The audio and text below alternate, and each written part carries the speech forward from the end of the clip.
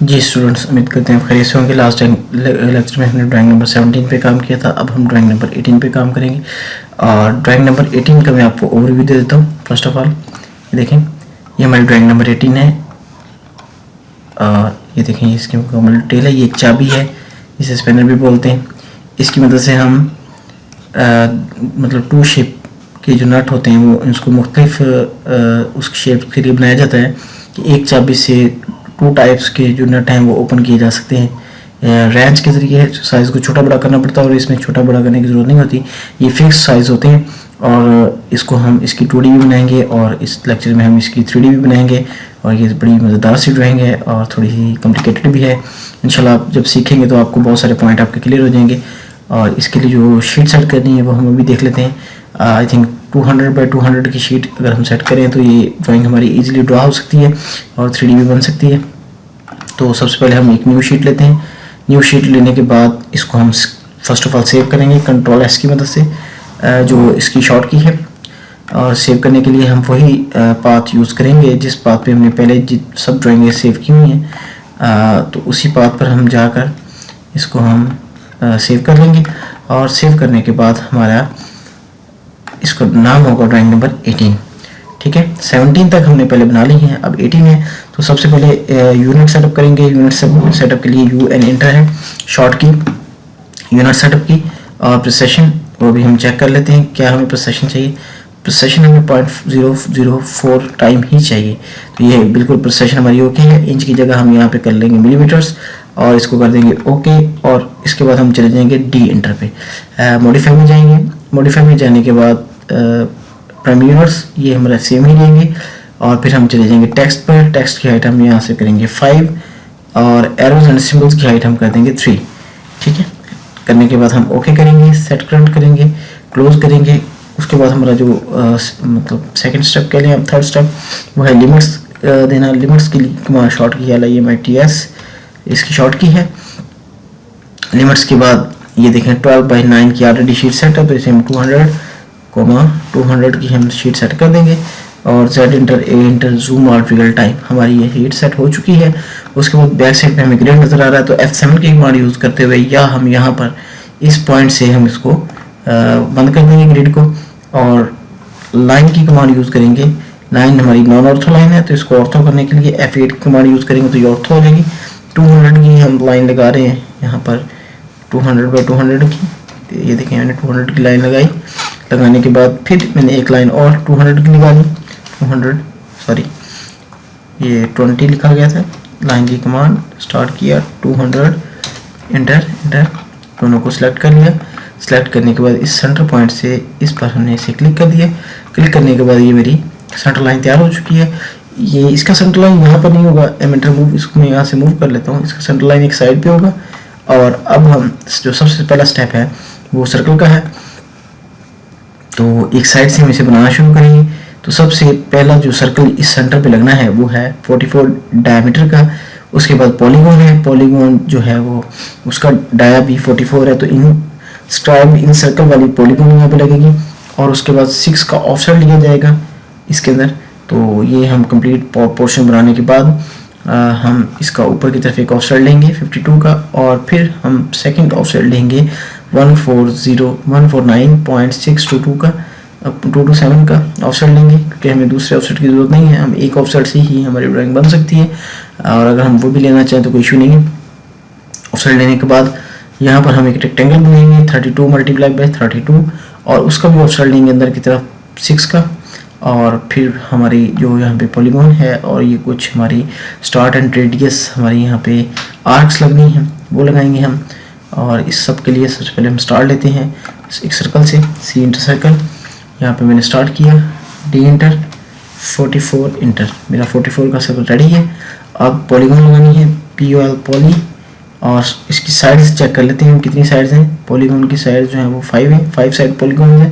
तो हम 5 यहाँ पे 5 लिख कर इंटर किया मैंने। और वो मुझसे सेंटर के बारे में पूछ रहा है, तो मैंने जैसे सेंटर किया तो इंस्क्राइब्ड इन सर्कल, तो ये मैंने यहाँ पे इसको यहाँ से मैंने क्लिक किया तो ये मेरा पॉलीगॉन लग चुका है। पॉलीगॉन लगाने के बाद अब मैं इसका ऑफसेट लूँगा। O इंटर ऑफसेट 6 इंटर अंदर की तरफ एक ऑफसेट ले लिया। तो ये देखें वो शेप मेरी रेडी हो चुकी है। जो यहाँ पर मैंने बनानी है। और बाहर वाला जो सर्कल है वो डॉटेड लाइनें हैं, तो इसको हम डॉटेड लाइनें कर लेते हैं। तो उसके लिए मैंने यहाँ पे पहले पे गया, कंटिन्यू अदर लाइन में लोड लाइन, और यहाँ से मैं एक डॉटेड लाइन सेलेक्ट कर लेता हूँ। उस डॉटेड लाइन को मैं यहाँ पर इजीली अप्लाई कर दूँगा। मैंने इसे सेलेक्ट किया और इसको बाई लेयर में गए और यहाँ से इस लाइन को मैंने डैशेस डॉटेड कर दिए। तो ये ऑलमोस्ट इसी तरह की ही डॉटेड लाइन है। इसका साइज हम बढ़ा भी सकते हैं, MO प्रॉपर्टीज़ में जाकर इसको हम यहाँ से 2 कर देते हैं, ठीक है। यहाँ इसको हम 5 कर देते हैं, ये थोड़ी सी और बड़ी नज़र आएगी। तो ये देखें डॉटेड लाइनें लग चुकी हैं। इसी तरह की डॉटेड लाइनें हमारी ड्राइंग के अंदर थी, तो ये देखें हमने लगा ली हैं। लगाने के बाद मैं इसका सेंटर से नीचे से ऊपर की तरफ एक ऑफसेट दूंगा, वो इंटर ऑफसेट 52 इंटर ऊपर की तरफ एक ऑफसेट। ये देखें 52 का ऑफसेट जो है वो मैंने ले लिया है। ये देखें 52 के ऑफसेट के बाद मैं इसको राइट से लेफ्ट की तरफ एक ऑफसेट लूँगा 149.6227 का, ठीक है। तो ये मैंने इसको सेलेक्ट किया और इंटर ऑफसेट 149.6227 का मैंने एक ऑफसेट ले लिया इस तरफ, और TR ट्रिम की मदद से इन सबको मैंने यहाँ से ट्रिम कर दिया। ट्रिम करने के बाद मैं यहाँ इस पॉइंट के ऊपर, ये जो मेरा पॉइंट है सेंटर पॉइंट, अगर आप यहाँ देखें तो ये मेरी जो यहाँ पर रेक्टेंगल है वो मेरी इसी सेंटर पॉइंट पे लग रही है। तो रेक्टेंगल लगाने के लिए मैं सबसे पहले रेक्टेंगल का जो साइज़ है वो चेक कर लेते हैं। रेक्टेंगल का साइज़ जो है वो 32 × 32 है। तो यहाँ पर मैं इसे REC रेक्टेंगल स्टार्ट किया, T इंटर 32 इंटर 32 इंटर लगाने के बाद ये मेरी एक रेक्टेंगल लग चुकी है। इसको ऑफसेट लेना है मैंने अंदर की तरफ। ऑफसेट का जो साइज़ है वो है 6 और मैं इसे ऑफसेट ले लेता हूँ, O इंटर ऑफसेट 6 इंटर अंदर की तरफ मैंने 6 ऑफसेट लिया। अब मैं ये सेम लगा सकता हूँ यहाँ पर, लेकिन अगर मैं वहाँ पे देखूँ तो ये थोड़ी सी रोटेट है, 45 डिग्री पर रोटेट की हुई है। अगर मैं हम यहाँ से इसे गौर से देखें तो मैंने एक लाइन ली, लाइन की कमांड ली और उस लाइन को मैंने इस लाइन से इस सेंटर तक लाइन को ड्रा कर लिया। ड्रा करने के बाद इसे सेलेक्ट किया और रोटेट इस सेंटर पॉइंट को सिलेक्ट किया और -45 डिग्री इंटर कर दिया। तो ये देखें उसी स्टाइल में ये बन चुकी है जिस स्टाइल में हमारी ड्राइंग है। ये देखें सेम बिल्कुल एक जैसी सेम वैसी ही बन चुकी है। तो अब हम ड्राइंग पे दोबारा वापस आते हैं और इसको सेलेक्ट करते हैं, M एंटर मूव, और इस सेंटर पॉइंट से मैं पिक करके इसे यहाँ पर पेस्ट कर दूँगा। अब मेरा 2 स्टेप मेरे ऑलमोस्ट कंप्लीट हो चुके हैं। अब ये जो लाइन है इसको इंटररेज कर देते हैं, ये मेरी किसी काम की नहीं है। अब यहाँ पर आप देख रहे हैं कि एक लाइन वो कुछ आर्क एक लगनी है, जो 2 आर्कें लगनी है, एक लेफ़्ट से राइट और एक राइट से लेफ़्ट से राइट और राइट से लेफ़्ट। यहाँ पर एक ये आर्क है और एक ये यहाँ से यूँ है। ये दोनों आर्कें 66 रेडियस की हैं। तो ये एक सेंटर पॉइंट पे लग रही है। वो सेंटर पॉइंट कहाँ से मिलेगा वो मैं अभी आपको बताता हूँ। ये जो लाइन लग रही है इस लाइन के ऊपर और नीचे एक लाइन में लगाऊंगा। ये इस लाइन के अंदर मैंने एक लाइन लगाऊंगा। ये यहाँ से अगर आप देखें तो ये सेंटर पॉइंट से इस सेंटर पॉइंट तक एक लाइन ली। अब इस लाइन का जो सेंटर, जो मैंने नई लाइन लगाई है 52 लेंथ की, इस लाइन का जो सेंटर है वो मेरा पॉइंट है जिसके ऊपर मैंने दोनों तरफ से आर्क लगानी है।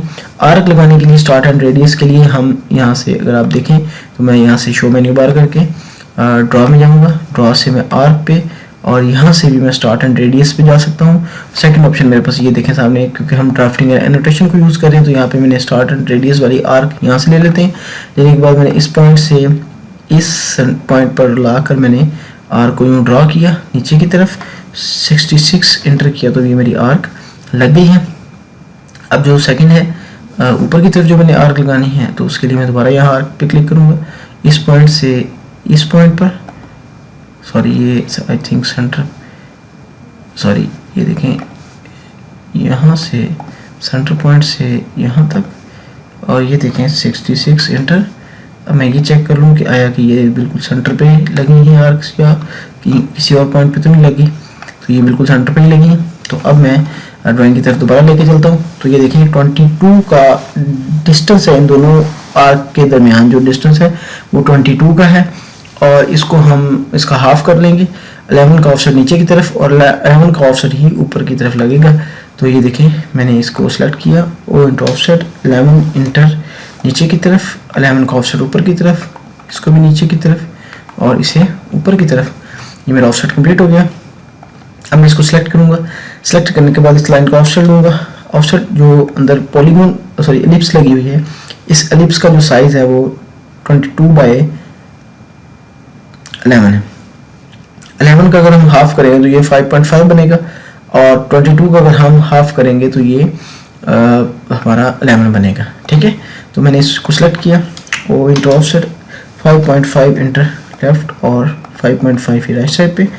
एल इंटर लाइन की कमांड ली। इस लाइन के जो सेंटर बना है, ये देखें, इस सेंटर से इस सेंटर तक मैंने लाइन लगाई। ड्रा करने के बाद ओ इंटर ऑफसेट ऊपर की तरफ, 11 इंटर नीचे की तरफ ऑफसेट और 11 ही ऊपर की तरफ। ठीक है, अब मैं एलिप्स की कमांड लूँगा। एलिप्स की कमांड लेने के बाद ई एल एलिप्स, मैंने यहाँ से एलिप्स को स्टार्ट किया और यहाँ पर ये उसका एंड पॉइंट और ये मिड पॉइंट। तो ये देखिए मेरी एलिप्स लग चुकी है। मैंने इन लाइनों को सिलेक्ट कर लिया। ये जो एक्स्ट्रा लाइनें थी इनको सिलेक्ट करने के बाद मैं इन्हें यहाँ से अरेज कर दूँगा। ई इंटर अरेज। इस एलिप्स को ये बिल्कुल सीधी नहीं है, ये थोड़ी सी अगर आप देखें तो ये 45 डिग्री पे रोटेट है। तो इसको मैं यहाँ से रोटेट कर लूँगा। रोटेट करने के लिए मैंने आर और रोटेट की कमांड ली। सेंटर पॉइंट पर क्लिक किया, माइनस में 45 डिग्री इंटर किया तो ये देखें ये उसी स्टाइल में ये रोटेट हो चुकी है। ये देखें हो गई रोटेट। अब हम चलते हैं इस लाइन के ऊपर। ये अगर आप गौर से देखें तो ये जो लाइनें पीछे रुकी हुई हैं ये थोड़ी सी आगे की तरफ बढ़ी हुई हैं और यहाँ पर ये लाइन आगे की तरफ बढ़ने के बाद इस सर्कल के साथ ये लाइन 8 रेडियस के साथ फिलेट के साथ जुड़ी हुई है। ये जो सर्कल है ना, इसके साथ ये थोड़ी सी कर्व में जुड़ी हुई है। तो इसको फिलेट भी हम लगाएंगे यहाँ से। तो इसको सबसे पहले हम एक्सटेंड कर लेते हैं। सेलेक्ट किया इस लाइन को और इधर से इस लाइन को ई एक्स एक्सटेंड। ठीक है, शॉर्ट की है एक्सटेंड की। तो ये देखें यहाँ तक और इधर से मैंने इसे इन दोनों को यहाँ तक एक्सटेंड कर लिया। अब यहाँ एक फिलेट है, F into R into 8 into. इसको मैं यहाँ से इस पॉइंट के साथ ये देखें ये फिलेट होगी और ये बिल्कुल मेरी ड्राइंग ऑलमोस्ट कंप्लीट हो गई है। अब मैं आपको एक और चीज़ जो यहाँ आपको इस सर्कल के अंदर है, इसको हैच करना है, हमने लाइनें लगानी है। उसके लिए फर्स्ट ऑफ ऑल इसे मैं कॉपी कर लूँगा क्योंकि हमने डिमेंशनिंग करने से पहले इसको कॉपी कर लेते हैं ताकि बाद में हम इसको इजीली इसकी 3D बना सकें। तो मैंने ट्रिम किया, TRW ट्रिम, इन दोनों को अंदर से काटा और एच इंटर हैच की कमांड यूज़ करते हुए मैं यहाँ पे लाइनें लगाऊंगा। लाइनों को मैं यहाँ से सिलेक्ट कर लूँगा किस टाइप की मैं लाइनें लगाना चाह रहा हूँ। तो यहाँ जो लाइनें लगी हुई हैं वो बिल्कुल स्ट्रेट लाइनें हैं। अगर आप ये लाइनें देखें तो ऑलमोस्ट ये लाइनें हैं। मैंने इसे सिलेक्ट किया, इंटर कर दिया, तो ये लाइन और टाइप है। मैं यहाँ से इसको दोबारा चेंज कर लेता हूँ। आई थिंक वो बिल्कुल सीधी लाइनें हैं।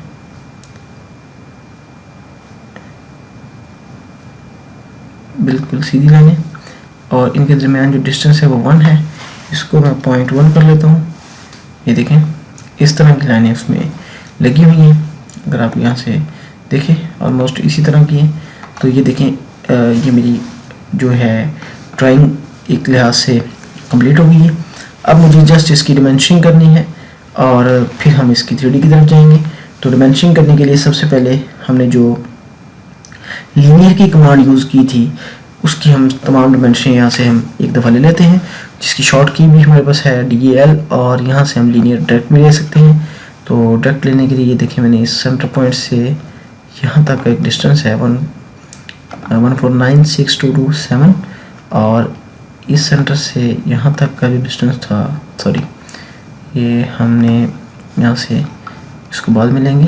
फर्स्ट ऑफ ऑल मैं इसी से को, ये हमारी लाइन थी तो लाइन पे क्लिक करेंगे तो ये 32/32 और यहाँ से यहाँ तक का जो डिस्टेंस था वो 6, ठीक है।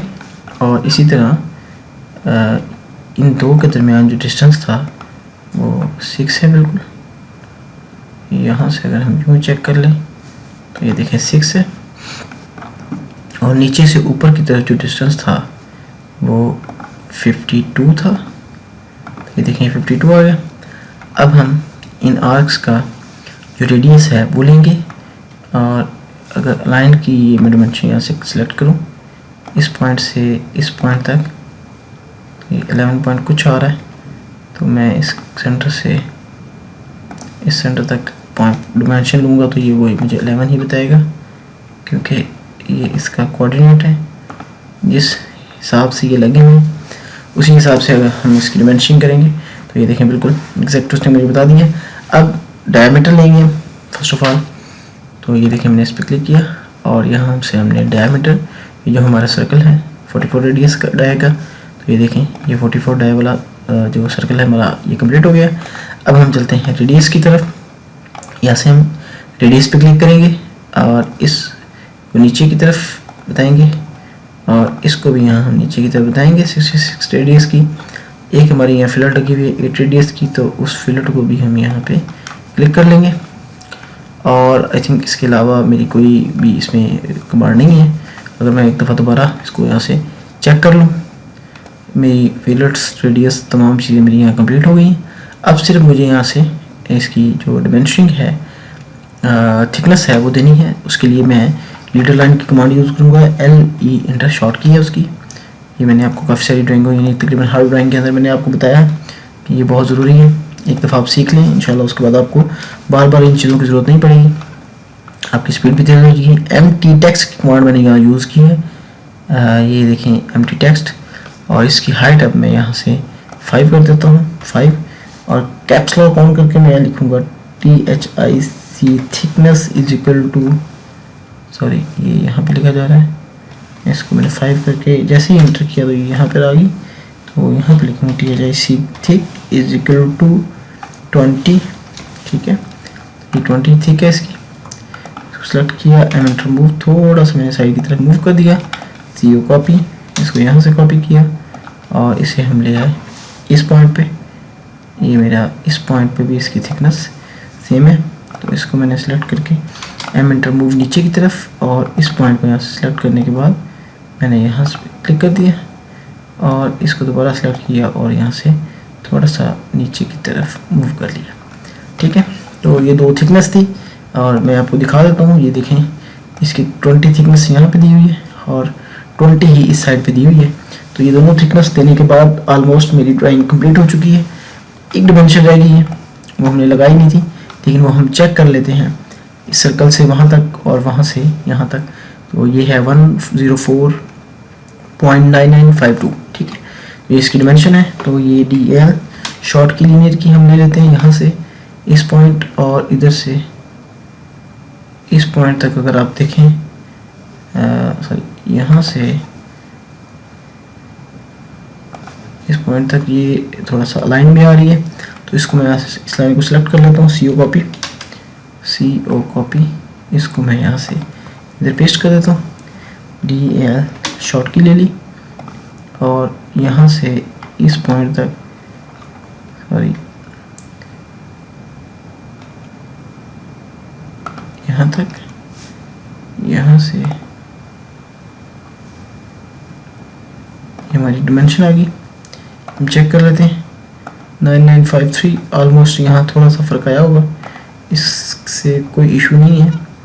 वैसे भी ये देखिए ना, ये थोड़ा सा डिमेंशन है वो थोड़ी सी हमारी आगे चली गई है उस पॉइंट से। इसको इसलिए मैं आपको जूम करके दिखा रहा हूँ, तो इसको हम थोड़ा सा वापस लाएंगे तो ये बिल्कुल ठीक हो जाएगी। बहरहाल इस ड्राइंग की है, इस डिमेंशन की मेरे को ख़ास ज़रूरत भी नहीं है, तो इसको हम अरेज कर देते हैं। ये वैसे ही अगर हम ड्राइंग में दे भी दें तो कोई इशू नहीं है, Ctrl+Z, नो इशू। तो ये हमारी ड्राइंग कंप्लीट हो चुकी है, हमारी ऑलमोस्ट 2D कंप्लीट है। अब हम 3D की तरफ चलते हैं। 3D ज़्यादा मज़ेदार है क्योंकि पिछली जितनी भी 3D हमने बनाई हैं, वो जो कमांड अब मैं यहाँ यूज़ करूँगा वो है स्वीप की कमांड। पीछे किसी भी 3D में हमने वो स्वीप कमांड को यूज़ नहीं किया, यहाँ पर यूज़ होगी स्वीप की कमांड। और नेक्स्ट 1-2 ड्राइंगें ऐसी हैं जिनमें लॉफ्ट और रिवॉल्व की कमांडें यूज़ होंगी। तो फर्स्ट ऑफ ऑल इस ड्राइंग की हम कुछ कॉपीज़ बना लेते हैं। तो CO कॉपी, इसको मैं यहाँ से 5 to 6 कॉपीज़ बना लेता हूँ इसकी, ठीक है। और इसका मैं आपको मकसद भी समझा दूंगा कि मैंने कॉपी क्यों बनाई। तो इस एरिया के अंदर मैंने इसको सेलेक्ट किया, अरेंज कर दिया इन लाइनों को, अरेंज, ठीक है। तो इसको भी मैं यहाँ से सेलेक्ट करने के बाद अरेंज कर देता हूँ। ये इन तमाम में मैं इन सबको, ये जो मेरी लाइनें हैं, एक्स्ट्रा लाइनें हैं, इनको मैं सेलेक्ट करके रेफरेंस लाइनें कह लें आप इन्हें, इनको सेलेक्ट करके मैंने अरेंज कर दिया और रेफरेंस लाइनों को यहाँ से मैंने डॉट आउट किया ही नहीं, MA मैच प्रॉपर्टी। तो ये जो मेरी रेफरेंस लाइनें थी इनको मैं यहाँ से मैच प्रॉपर्टी की मदद से, ठीक है, इसको मैं डॉटेड कर देता हूँ ताकि इजीली समझ आ सके कि ये मेरी रेफरेंस लाइन है। अब हम आ गए यहाँ ड्राइंग पे, इसको हम 3D बनाएंगे। 3D के लिए मैंने सबसे पहले प्रेस पुल की कमांड यूज़ करूँगा। प्रेस पुल की कमांड यूज़ करते हुए मैंने कुछ पार्ट्स को एक्सट्रूड कर दूँगा और एक्सट्रूड की जो थिकनेस है वो मेरे पास है 2 में से इस ड्राइंग में इस तरह के हैं जिनकी थिकनेस 20 है, तो हम 20 ही लेंगे। तो सब फर्स्ट ऑफ ऑल ये देखें, मैंने इस ड्राइंग को यहाँ से इस पे काम करते हैं, इसको PRES प्रेस पुल की मदद से मैंने इसे प्रेस पुल किया, इंटर किया और इस हिस्से को यहाँ से मैंने 20 इंटर प्रेस पुल कर दिया और इसका मैं यहाँ से कलर थोड़ा सा चेंज कर लेता हूँ ताकि ये वाज़ेह रहे कि ये मेरी 3D बन चुकी है। इसको मैंने रेड कर दिया। रेड करने के बाद इस हिस्से की मैं प्रेस पुल की मदद से इसको बढ़ाता हूँ। तो ये देखें PRES प्रेस पुल की मदद से मैंने इसको एक्सट्रूड कर दिया, तो ये भी मेरा 20 एक्सट्रूड हो गया। अब ये इसका भी कलर मैं यहाँ से रेड कर लेता हूँ ताकि मुझे इजीली समझ आ सके कि ये वाले हिस्से मेरे 3D बन चुके हैं। दो काम हो गए। अब हम यहाँ पर ये जो गुलाई है इसको मेंटेन करेंगे और इसको स्वीप की कमांड की मदद से हम ये गुलाई बनाएंगे। तो इसके लिए मैंने इस हिस्से के अंदर मैं तमाम जो पेस्टिंग है वो मैंने इस हिस्से के अंदर करनी है। तो अब मैंने इस जो पॉलीगॉन है इसे मैंने सेलेक्ट करने के बाद रोटेट करूँगा और रोटेट इसको इसी सेंटर पॉइंट से -45 इंटर करूँगा, तो ये मेरे रोटेट हो जाएगी। रोटेट होने के बाद ये देखें 45 डिग्री पे रोटेट हो चुकी है। अब मैं इसे यहाँ से सिलेक्ट करूँगा और स्वीप की कमांड यूज़ करेंगे, SW, स्वीप की शॉर्ट की है SW।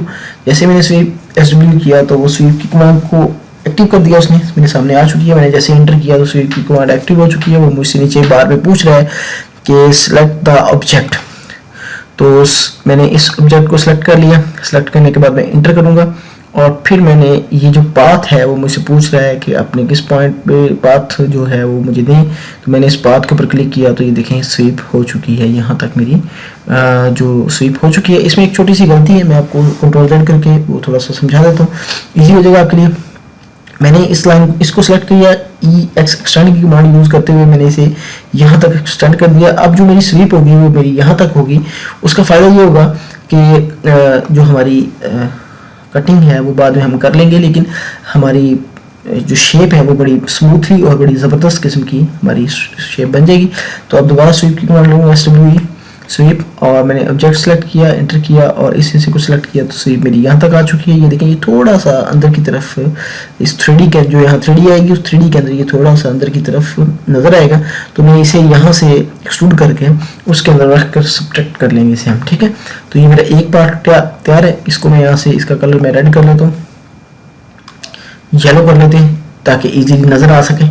रेड के अंदर जब येलो नज़र आएगा तो आपको पता चल जाएगा कि इस हिस्से को हमने सब्ट्रैक्ट करना है। तो अब मैं इसको इस मिड वाली की क्लिक करता हूँ, ये एक्सटेंड की कमांड यूज़ करते हुए इस सेंटर पार्ट को मैं एक्सटेंड करूँगा। इसको मैं उसी तरह सेलेक्ट करूँगा और रोटेट की कमांड यूज़ करेंगे और सेंटर पॉइंट के साथ -45 डिग्री रोटेट। और अब मैं वही स्वीप की कमांड SW स्वीप की शॉर्ट की और मैंने पाथ को ऑब्जेक्ट को सिलेक्ट किया, एंटर किया और जैसे ही मैंने पाथ को सिलेक्ट किया तो ये यहाँ तक स्वीप हो चुका है इसके अंदर तक। तो आई थिंक ये मुझे और इसको इसके अंदर तक स्वीप करना था, तो Ctrl+Z मैंने इसे कर लिया। Ctrl+Z करने के बाद इसे मैंने सिलेक्ट करने के बाद एक्सटेंड की कमांड यूज़ की और इसको मैंने फुल एंड तक जो है वो मैं स्वीप कर लूँगा। अगर इसको मैं इसके मिड तक लेके हूँ तो भी कोई इशू नहीं है। मैंने इस लाइन को यहाँ से यहाँ तक कट कर दिया और TR ट्रिम ये इसको यहाँ तक कट कर दिया। कट करने के बाद अब मैं दोबारा SW स्वीप ऑब्जेक्ट को सिलेक्ट किया, एंटर किया और ये देखें यहाँ तक स्वीप हो चुकी है। अब इस लाइन को मैं यहाँ से रेज कर लेता हूँ और इसका भी मैं कलर यहाँ से येलो कर लेता हूँ क्योंकि ये मैंने जो एक्स्ट्रा कलर थे इनको मैंने येलो रखा था। इसको मैं यहाँ से सिलेक्ट करूँगा, एमिटर मूव, इस सेंटर पॉइंट से मैं इसे मूव करके यहाँ पर ले आऊँगा और इसी तरह मैं इस लाइन को यहाँ से सिलेक्ट करूँगा, एमिटर मूव, इस 3D को यहाँ से सिलेक्ट करूँगा और इस सेंटर पॉइंट से मैंने इसे पिक किया और मैं इसे बिल्कुल इस पॉइंट पर ले आया। ये देखें बिल्कुल यहाँ पर क्लिक हो गया। तो ये दोनों 3D मेरी यहाँ बन चुकी हैं। अब मैं ये जो मेरी रेड कलर में मैंने जो इसके फेसेस थे उनको यहाँ से सिलेक्ट किया, एमिट रिमूव शॉर्ट की ली, इसको यहाँ से कॉपी किया और मैं यहाँ पर लाकर मैंने पेस्ट कर दिया। पेस्ट करने के बाद अब मैं आपको ज़रा इसकी एक शेप दिखा देता हूँ, ये हमें किस तरह नज़र आएंगी। तो हम चलते हैं वाइड फ्रेम से रियलिस्टिक व्यू में और यहाँ से हम चले जाएंगे टॉप से फ्रंट व्यू में। तो ये देखें ये बॉटम में पड़ी हुई है और वो दोनों ऊपर पड़े हुए हैं। तो इनकी जो थिकनेस है वो है हमारे पास टोटल 20 है। और अब हम इन दोनों हिस्सों को यहाँ से सिलेक्ट करेंगे लगा एम एंटर मूव नीचे से ऊपर की तरफ। तो अगर हम इसको ओनली 5 मतलब अगर हम इसे मूव ऊपर कर देंगे तो आई थिंक ये बिल्कुल इसके में 5 नहीं 10 अगर इसे हम नीचे से ऊपर की तरफ मूव करेंगे तो ये बिल्कुल सेंटर में लग जाएगा। सेंटर में लगने के बाद अब मैं इसको रोटेट करके दिखाता हूँ और ऑर्बिट अगर हम इसे रोटेट करें तो ये देखें बिल्कुल बन चुका है। थोड़ा थोड़ा अगर आप देखें तो ये उसकी अंदर की तरफ निकला हुआ है। तो ये हम अब सबट्रैक्ट की कमांड की मदद से और इसको यहाँ से फुल इसको जो आगे की तरफ हिस्सा बड़ा हुआ है उसको हम यहाँ से कट कर लेंगे। तो ये मेरी हमारी बिल्कुल 3D रेडी हो जाएगी।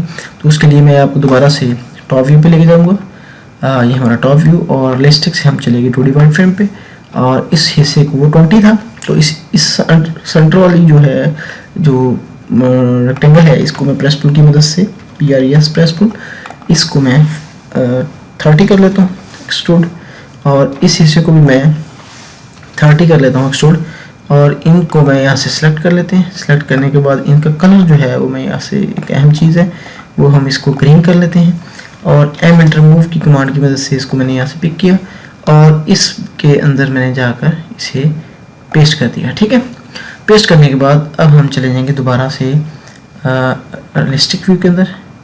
अगर आप रियलिस्टिक में जाएंगे और यहाँ से टॉप से हम चले जाएंगे फ्रंट व्यू में तो ये ऊपर की तरफ निकला हुआ है। तो इसको हम यहाँ से सिलेक्ट कर लेंगे दोनों को पार्ट्स को और एम एंटर मूव नीचे की तरफ 5 एंटर करेंगे तो ये 5 नीचे 5 ऊपर 20 मिड में आ जाएगा। अब फिर ऑर्बिट की कमांड लेंगे ऑर्बिट और इसे हम यूँ एक साइड पे दिखाएंगे, एक साइड पे ले आएंगे। ये हमारे आइसोमेट्रिक व्यू के जरिए भी जा सकते थे लेकिन ये बेहतरीन है कि जिस मर्जी एंगल में आप इसे ऑर्बिट की कमांड यूज़ करते हुए आप इसे रोक लें। अब सबट्रैक्ट की कमांड यूज़ करेंगे SUB सबट्रैक्ट। इसको मैंने सेलेक्ट किया, इस हिस्से को मैंने रखना है सॉरी पहले इसको यूनियन कर लिया जाए तो ज़्यादा बेहतर है मेरे ख्याल से।